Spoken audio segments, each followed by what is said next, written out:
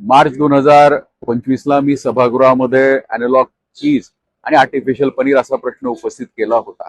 आणि त्यावेळेस माझी मागणी अशी होती की राज्यामध्ये जे पनीर विकलं जातं त्यातलं 70% पनीर हे फेक किंवा डुप्लिकेट आहे आणि याच्यावर तात्काळ शासनाने बंदी आणली पाहिजे.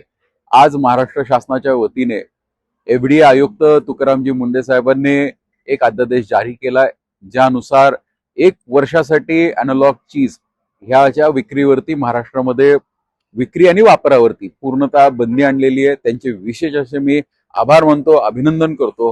हा राज्य सरकारच्या वतीने आणि एफडीए डिपार्टमेंटच्या वतीने घेतला गेलेला एक सर्वात मोठा निर्णय आहे. आणि सगळ्यात महत्वाचं, राज्याच्या विधानसभेमध्ये एखादा प्रश्न मांडला आणि त्याला यश याचं उत्तम उदाहरण आपल्याला पाहायला मिळालेलं आहे. आणि ह्या निर्णयामुळे अनेक ग्राहकांचे, आपल्या लहान लहान बालकांचे, कारण मी त्यावेळेस म्हणालो होतो की आपण आपल्या लहान मुलांना, जनतेला तेलाचे गोळे खायला देतोय. आणि आज या ऑर्डरमध्ये स्पष्ट उल्लेख करण्यात आलेला आहे की जे सॅम्पल्स एफडीएने मागच्या 1 वर्षामध्ये उचलले होते त्याच्यामध्ये बरेचसे सॅम्पल्स हे म्हणजे सबस्टँडर्ड होते, काही फेल झाले होते आणि काही हे कन्झम्पशनसाठीच अलाउड नव्हते किंवा कन्झम्पशनच्या दृष्टिकोनातून हे घातक सॅम्पल्स होते.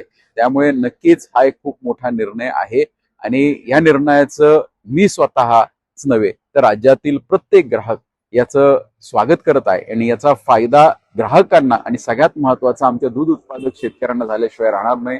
मी परत एकदा आयुक्त तुकारामजी मुंडे, त्याचबरोबर आदरणीय मंत्री नरहरीजी झिरवळ साहेब, राज्यमंत्री योगेशजी कदम साहेब यांचे विशेष असे आभार मानतो. आणि हे सगळं घडून आणण्यासाठी ज्यांनी त्यांना ताकद दिली असे राज्याचे धडाडीचे मुख्यमंत्री, संवेदनशील मुख्यमंत्री आदरणीय देवेंद्रजी फडणवीस साहेब यांचेही आभार मानतो. धन्यवाद.